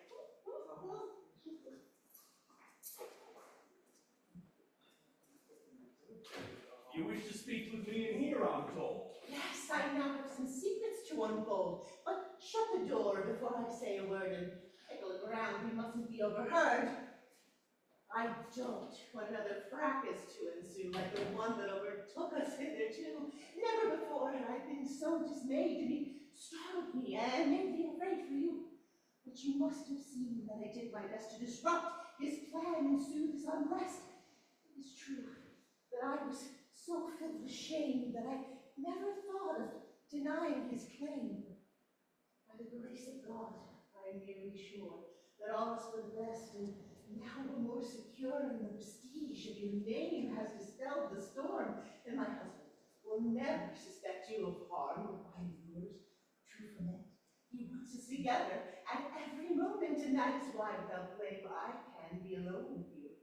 Although you're a man, and that allows me to open my heart willingly to the sweet thoughts you impart. I find it odd that you have kind words to say. Earlier, you treated me in a different way. Well, if you're angry at that rebuff, you know nothing about a woman's love and how little you know about our intent and how weak defense is really meant. At such times, our modesty must contend to the tender feelings that triumph in the end. No matter how strongly you make love's claim in embracing it, we always feel some shame in rejecting it first. But in our faces it is clear that we'll soon yield to your embraces. Our wishes and our words are often opposed, or refusal may mean we accept what's proposed. No doubt I am making too free a confession, and I might be committing indiscretion, but since my plan and silence has gone awry, ask yourself why I sought to pacify to me, and what made me listen so long and so kindly to your sweet love song, and would I have reacted as you saw me do if the offering of your heart didn't please me too? And what would you be able to conclude with my fervent desire to preclude the marriage that has been announced just now? Isn't it that I would hate for a wedding vow to come between us? That I care for you and want nothing at all to split us in two. There is no pleasure in heaven above sweeter than such word from the lips on love. Their honeyed sound flows richly through the senses with the sweetness of the purest essences. The pleasure of pleasing is my one goal, and my heart finds happiness in that role. That heart also finds with slight liberty in daring to doubt this felicity. Perhaps these sweet words are a decorous ruse designed to disrupt my hymeneal news. And if I may speak quite freely with you, I won't believe all you say is true until I'm assured that you wouldn't lie by a few of these favors for which I sigh. Such favors would make me your devotee and a true believer in your fondness for me. Do you demand to push on with such great speed by draining my heart dry by your burning need? I risk my life in proclaiming my love for you. Even that is not enough. Can't you be satisfied with what I say? Won't you force me into going all the way? The less one merits, the more one desires. Mere words will never quench our raging fires. A promised deed is often suspected, and we rarely believe it until we inspect it. I who so little merit your favors doubt the happy outcome of my labors. And I won't believe a thing, my dear, until you ease my pain to prove you're sincere. Gosh, your love is too oppressive. It troubles the soul and becomes obsessive. What a crazy power it has on the heart, and what fierce passion it tears me apart. Is there nothing to stave off your desire? Won't you give me a moment to smile to spare me to be so firm, to demand everything and watch me squirm to get what you want, pushing and pressing and abusing my weakness and acquiescing. If you look upon me with a kindly heart and prove how you feel by playing your part. But how can I give you what you seek without offending the God of whom you speak? Oh, if it's only God that opposes my desire, I'll think of a way to make him conspire. And that need not restrain your heart, my dear. But the decrees of God scare me to tears. I can dispel your foolish fears, madame, for I know the art of quashing his qualm. Though God forbids certain gratifications, with him one can reach one's accommodations. It is a science to stretch out the strings of conscience in the service of diverse things, and to rectify an evil action with the purity of our intention. Regarding these secrets, let me instruct you. You need only allow me to conduct you. Satisfy my desires and have no fear. I'll assume the sin and leave your soul clear.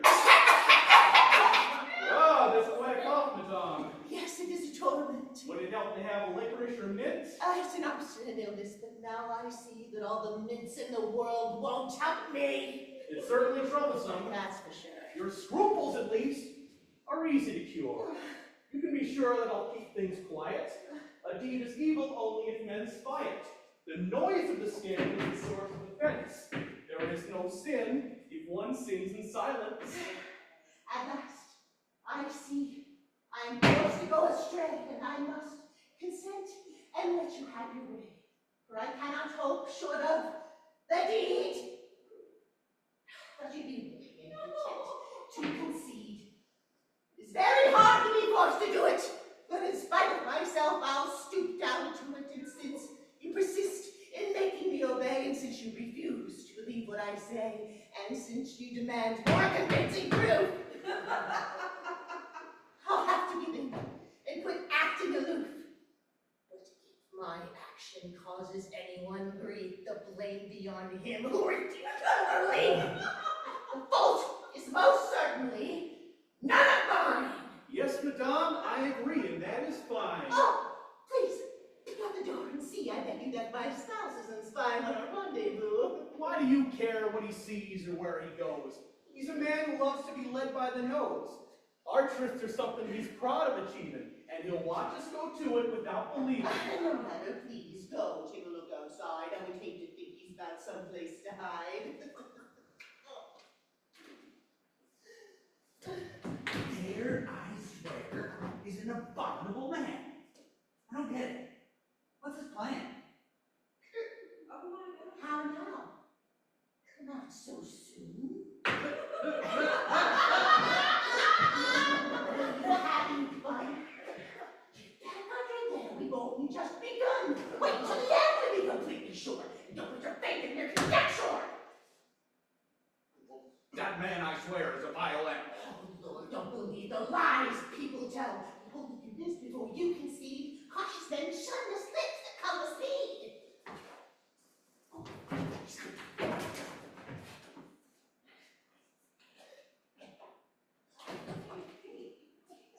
Salut.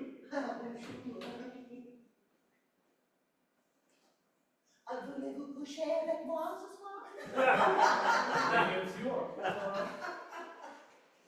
Vite, vite, vite.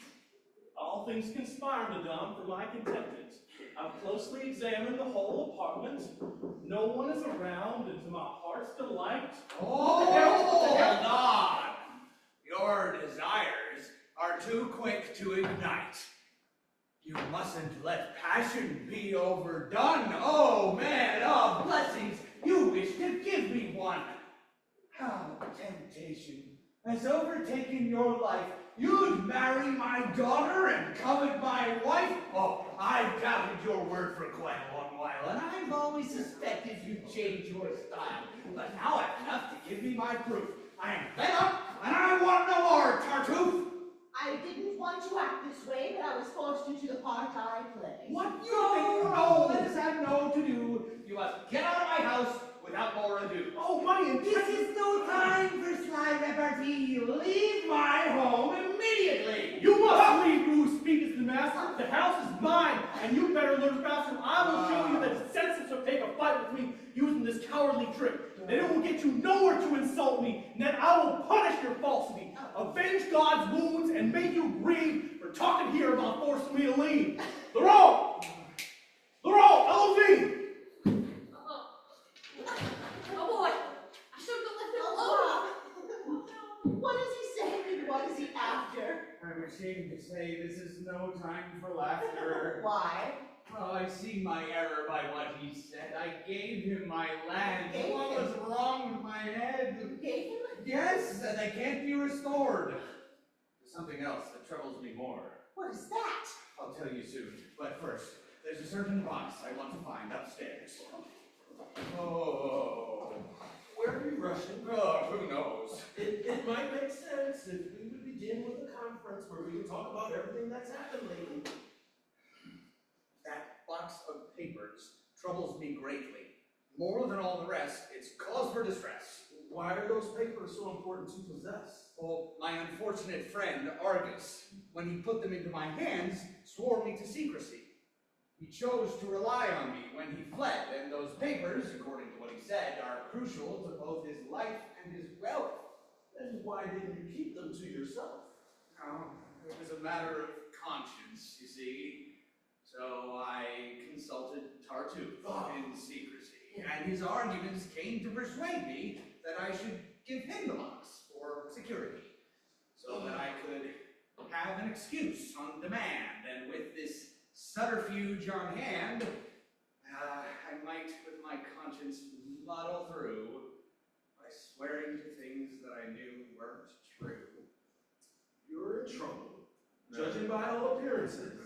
And both the deed of the gift and these confidences are, if I'm to tell you my thoughts quite clearly, measures that you took very thoughtlessly. They could put you in jail with such evidence, and since that man has it, it makes no sense for you to drive him away through your imprudence. You need to regain his full confidence. With what fair appearance and touching zeal, he hides a wicked soul and a heart of steel. And I, who received him, begging and broke, that's it! I renounce all such pious folk. Henceforth, I will hold them as wholly evil and do my best to send them to the devil. It's just like you to get carried away. You can never stick on the middle way. To rightly reason is too much bother. You always have to rush from one excess to another. Now you can see your error, and now you know that by a false zeal you've been brought low. But to redeem yourself, does logic demand that you embrace an error even more grand? Must you confuse the heart of a shill with the heart of all the men of goodwill? Because a rascal had the luck or grace to dupe you with his austere and shining face. Must you believe that everyone acts this way and that no true churchman can be found today? Leave to libertines these foolish deductions. Seek true virtue, not a false deconstruction. Never rush into hasty admiration. Instead, seek moderation. If possible, don't admire false pretense, but don't give true zeal a cause for offense. And if you have to fall in one extreme, err in being free with your esteem. Father, is it true that this cat threatens you? Yes. And has forgotten the gifts that bound you to? And his shameful pride has repaid your kindness with tyranny. My son, he's moved me to the verge of tears. Even to me, I'll cut off his ears. No. You must not flinch before his insolence. For I will soon restore your independence, and to end the matter, I will slice him like toast. That's just exactly like a bratty boy's boast. Please make your angry words more moderate. We live in a time and at a state when violent acts are clearly unlawful. What's happening? The tales I'm told are awful. So awful. Novel things have been happening to me, and for all my kindness, this is my fee. I lift the man out of his misery like a brother. I bring him home with me each day. I give him more and more largesse. I give him my daughter and all I possess, and all the while the lying lowlife looks for the best way to seduce my wife. And not content with what he's achieved, he threatens me with the gifts he's received and wishes to use in ruining me the profits he gained from my foolish bounty to drive me from the home that I gave him and reduce me to the state that he was in. Poor man. Son, I don't believe he would allow himself to take part in actions so foul. How's that? People always resent holy men. Always. Mother, what were you trying to say just then? That in your house one sees the strangest of things. Among them is the hate that envy brings. Well, how is it hate when I've told you the truth? I warned you often when you were a youth. In this world, virtue is oppressed forever. The envious may die, but envy, never. Really? But what does this have to do with today? People are telling you lies and hearsay. I tell you that I myself saw it. The malice of gossips is infinite. You'll make me damn myself, Mother. I tell you that I saw with my eyes just what he would do. Some tongues always have some poison to Nothing on earth is safe against it. I do not know what these words of yours mean. I tell you I've seen it. Seen, I say, seen with these eyes. Seen. Do you know the word seen? Must I shout it in your ears 100 times and still you doubt it? Dear Lord, appearances may be deceiving, but you shouldn't judge based on what you're perceiving. Go on, I'll go back. People are prone to suspicion. Misjudgment is part of the human condition. So I should interpret charitably his desire to cuckold me. See, in order to accuse a man, you must have just cause. And until you're quite sure, you suppose. To be more certain, what would you advise? Should I have waited until before my eyes he had... You make me say something quite lewd!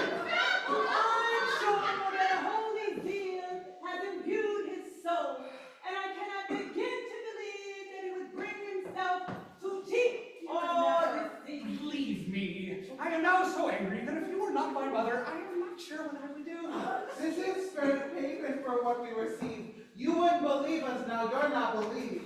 We are wasting time on foolish pleasures that are better spent in active measures. We must not forget this swindler's threats. Does his impudence have no end yet? For myself, I don't believe it's possible his ingratitude would be too visible. Don't put your faith in that. He will find ways to gild within reason everything he says, and people, and with less than that, people with power have forced their foes to cringe and cower. I will say it again. Well armed as they are, you shouldn't have pushed them that far. True, but what could I do? Faced with that bastard, I felt the resentment that I never mastered.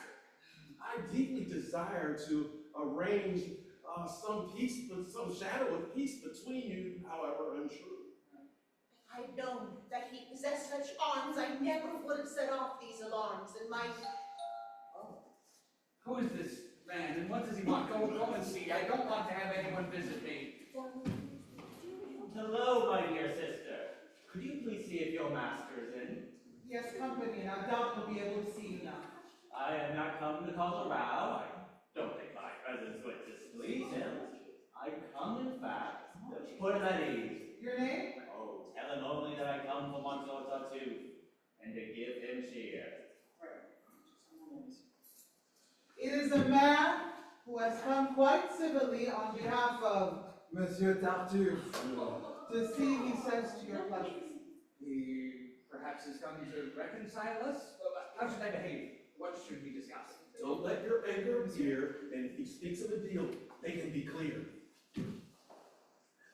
Greetings, sir. May God destroy all your foes and favor you as much as I propose. Well, this civil start meets my approbation, and perhaps foreshadows some accommodation next. At one time, I was your father's employee. You were? Yes. And this whole house is very dear to me. Oh, well, pardon me, sir, but to my shame, I'm totally ignorant of your name. My name is Loyal. Well, I come from Normandy. I'm the bailiff here in spite of envy. For 40 years, thanks be to God, done my duty in my job. Now, I come with your permission to serve you this notice of your eviction. Let's have irritation. This is nothing more than notification. In order to evict both you and yours, put your furniture out and lock the doors without pardon or delay to fulfill. but what do... Yes, Monsieur, if you will. This house now belongs to, I have ample proof, to your very good friend, Monsieur Tartuffe. He's not our friend. He is master and lord of all your wealth. By virtue of a deed he showed me himself. It isn't due for me to not be doubted. What impudence! I'm amazed about it! Right. You and I, sir, have no business here. You best leave things to this man, who's civil and shrewd and knows too well the duties of my office to oppose himself to justice. I know that not even $1 million would make you cause a rebellion, and that you'll be an honest citizen and let me fulfill the orders I'm given. You may soon feel your black soutane, Monsieur Biddle, the heavy weight of this cane! Oh, tell your son to be quiet or depart, Monsieur. I would hate to have to report all this and make matters more official. This Monsieur Loyal is quite disloyal. It's true. For all worthy men, there's a place in my heart. And I would not have wished, sir, to take part in this, except to uplift some of your burden, by preventing the chore from falling to one who may not share my opinion of you, and who would not proceed as gently as I do. Well, what could be worse than the evil crime of evicting me? Right. I'm giving you time. And until morning, I will hold in abeyance the execution of this conveyance.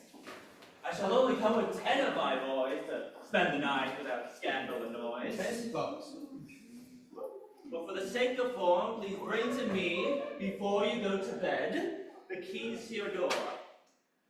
I'll take care not to disrupt your repose and not to do anything you would oppose. But tomorrow morning, you must get sent to empty the house down to the last post check. Tomorrow morning? My boys will assist you, each one's a strong lot. He will do all he can to help move you out. I'm doing my best to use common sense, and since I'm treating you with such indulgence, I beg you, sir, act the same way to me. Let no one bar me from doing my duty.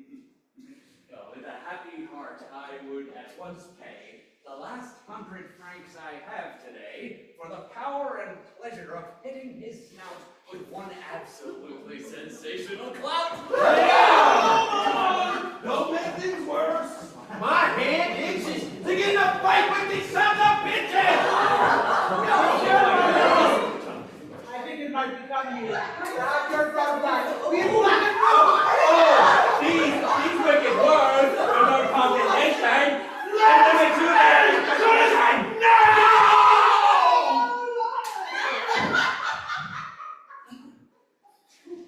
That's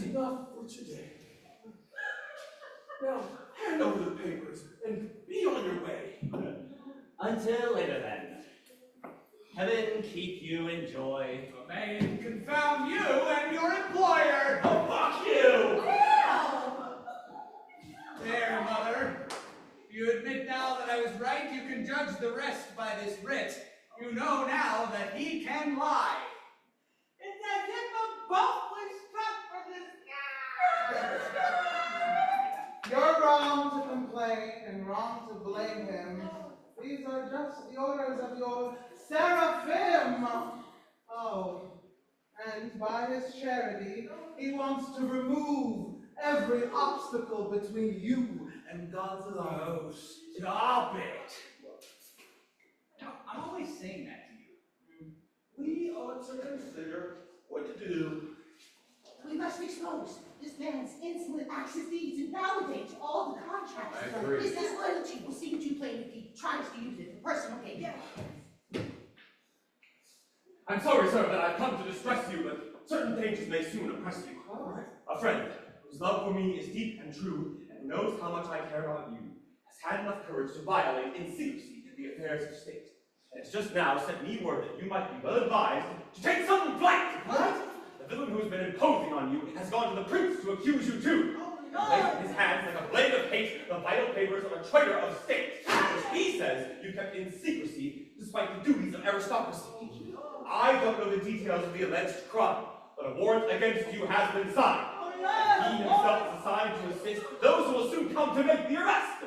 His claims are now well armed, and this ingrate wishes to become master of your estates. That man, I swear, is a vile animal. The slightest trifling may well be fatal. My coach is right here to take you away with 1,000 louis that I've pledged to pay. Don't lose any time. The arrow has sped, and this is one blow that ought to be fled. I myself will guide you to a safe place, and will stay with you to be sure there's no chase. I owe you much for your solicitude, and but there isn't time for my gratitude. I pray to God to give me what I need to repay this good deed. The rest of you take care. Go on, we'll look after everything while you're gone. Godspeed, Father. Up, slowly, sir. You needn't run there. You won't have to go far to hide in your lair. In the prince's name, we will shackle you fast. Traitor, you've kept this final shaft for last. This is the blow with which you dispatched me, and this is what crowns all your perfidy. Your scorn causes me scant irritation. I bear it as a holy obligation. Holy obligation. This is scant sign of your moderation. How impudently you mock veneration. Right. None of your outbursts mean a thing to me, for I think of nothing but doing my duty. That's right. Your pretense to honor is all a myth, and it's just my job for you to take. After all, the task can only shower me with grace, as our prince's command sent me this place. But don't you recall, you wretch, how my charity raised you from poverty? Yes, I know I once received assistance, but my duty to the prince demands this persistence. It is a sacred duty of such fortitude that it has suppressed all my gratitude. And I would sacrifice to this powerful force friends, wife, parents, and myself, of course. Not great. How well he can create something intolerable that all we venerate. But if this zeal which drives you and with which you plume yourself lifts you to the holy niche, why is it that it did not come to life until he caught you with his wife? If you planned, why did you only denounce it today?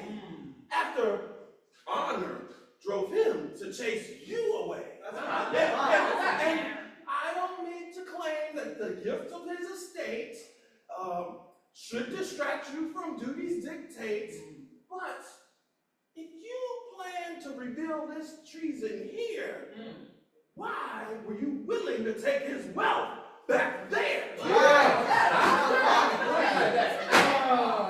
From all this noise, sir, please deliver me, and be so kind as to enforce your decree. Yes, I've been rather slow to issue it. Your own mouth actively invites me to do it, so it will be done if you will come.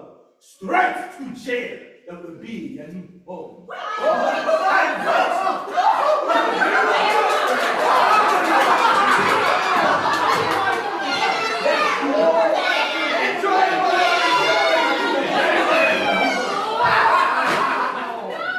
I need not explain to you my reason.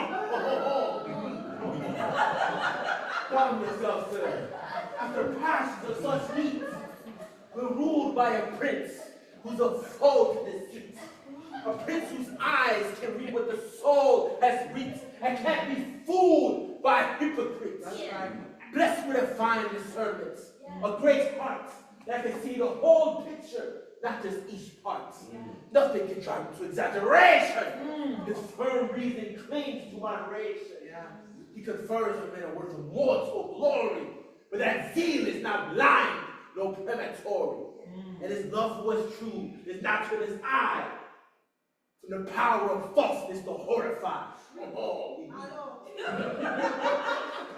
This man was unable to entrap him.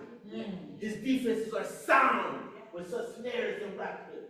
From the start, he pierced with his receptive sight through the veils that hid his evil from the light. Tartuffe betrayed himself by accusing you. Me.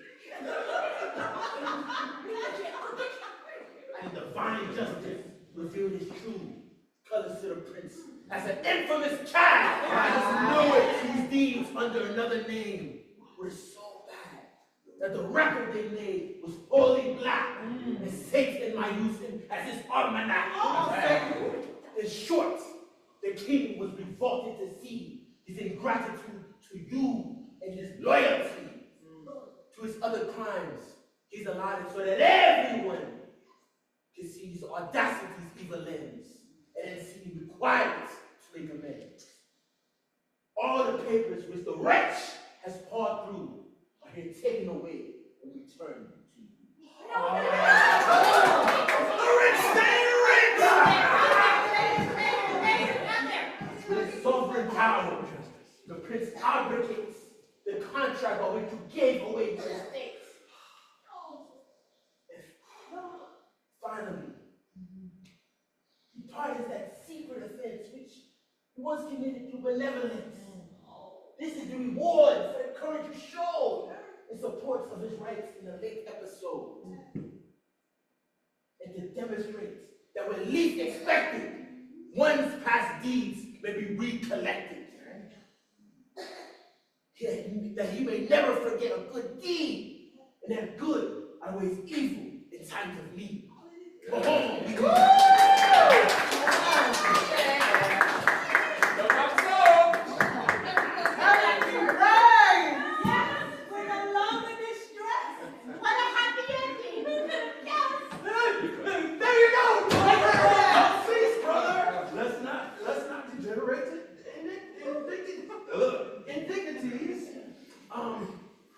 Let's leave him to himself, this miserable clown, and don't add to his remorse that's already weighing him down. Hope instead that his heart may one day make a happy return to the virtuous way. The poor prince's life will lament his past, and that our great prince will temper justice at last. You should throw yourself on your knees in praise at the lenience and kindness shown these days. Let us kneel now and rejoice with joy and praise the kind deeds of his good envoy. Then, having acquitted part of our duty, let's turn to acclaim the terms of beauty. And by a fine wedding, crowned by love, a lover who's both generous and sincere.